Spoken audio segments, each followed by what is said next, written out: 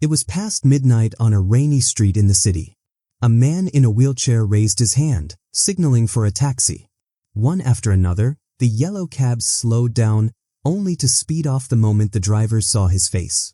He kept waiting, drenched, tired, and humiliated.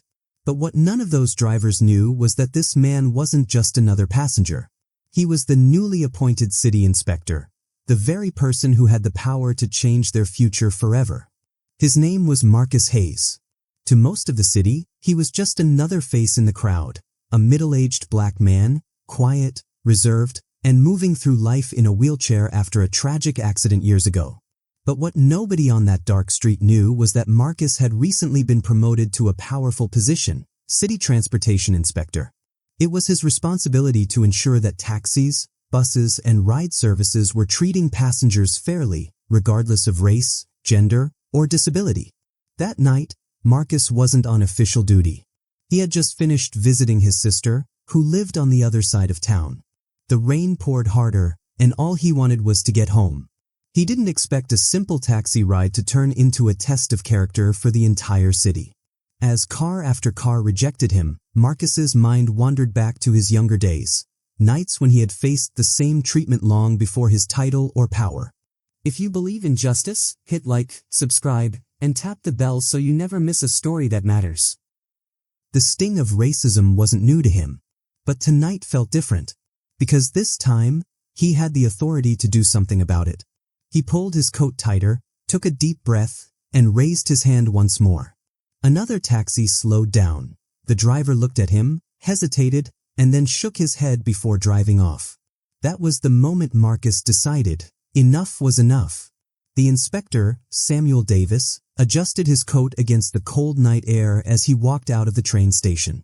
The city was alive with headlights, honking horns, and people rushing home. He glanced at his watch, just past midnight.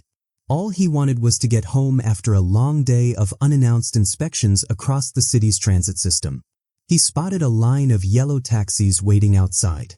With relief, he approached the first one, leaning slightly toward the driver's window. "Good evening," Samuel said calmly. "Can you take me to Riverdale Street?" The driver, a middle-aged man with tired eyes, looked Samuel up and down. His gaze lingered on Samuel's dark skin, then shifted away. He muttered, "I'm not going that way." Samuel frowned. Riverdale wasn't far, just a 15-minute drive. He pointed toward the meter. "You're working, aren't you? Isn't that your job, to take passengers where they need to go?" But the driver didn't even start the car. Instead, he pulled out his phone, pretending to scroll. No, find another cab. I don't take people from the station this late. Too much trouble." Samuel's jaw tightened. This wasn't about the location. It was about him. He could feel it, the way the driver avoided his eyes, the dismissive tone, the subtle but cutting refusal. Determined, Samuel tried once more. "It's a short trip, and I'm paying full fare. There's no reason to refuse." Now the driver looked directly at him, voice sharp. "Listen, man, I said no. I don't want trouble tonight. Go find someone else. Or better yet, walk." The words hung in the air, thick with insult. People nearby glanced over, sensing tension. Another taxi further down the line revved its engine but stayed put, its driver watching curiously. Samuel stood still for a moment, his mind racing. He wasn't just any passenger. He wasn't a man to be brushed aside with prejudice. Tonight, this driver had refused the wrong person. And Samuel wasn't going to let it slide. The driver's voice grew sharper, his words dripping with disdain. "Listen, man, I already told you. I don't take rides this late. Go find someone else." And honestly, he smirked while rolling up his window halfway. "You look like trouble anyway. Not my kind of passenger." Samuel stood there, rain running down his coat, his chest tightening with the familiar sting of being dismissed, not because of policy, not because of timing, but because of prejudice. Other cabs lined up ahead, and Samuel could see the drivers staring in their rearview mirrors, waiting to see what would happen next. Some shook their heads, already knowing the game being played. The driver tried to pull away, but Samuel raised his hand firmly. His voice cut through the night, calm but commanding. "Stop the car."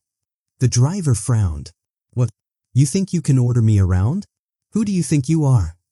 Samuel leaned in closer, his tone measured, every word deliberate. You should have asked that before humiliating me. Before refusing me service while others were watching. Because tonight, I'm not just any passenger. The driver rolled his eyes, scoffing. Oh really? Then who are you? Some lawyer?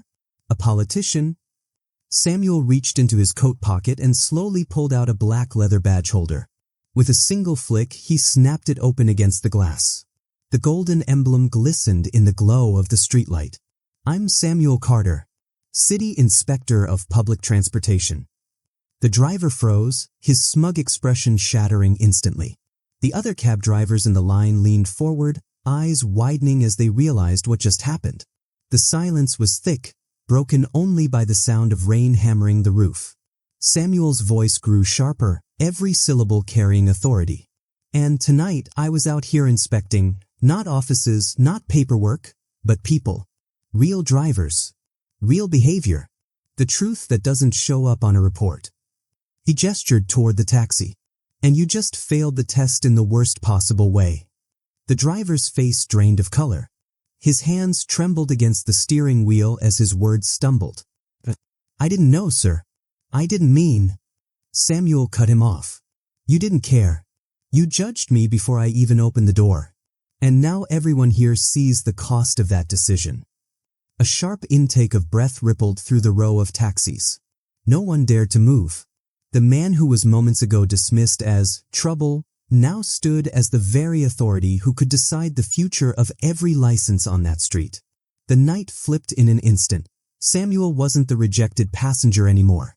He was the inspector, and justice was finally at the wheel. The driver's face went pale as Samuel calmly flashed his badge. I'm the inspector you refused to pick up, he said. Within hours, the driver's license was suspended and stricter anti-discrimination checks were enforced across the city. For Samuel, it wasn't about punishment. It was about proving that dignity and respect should never depend on the color of your skin.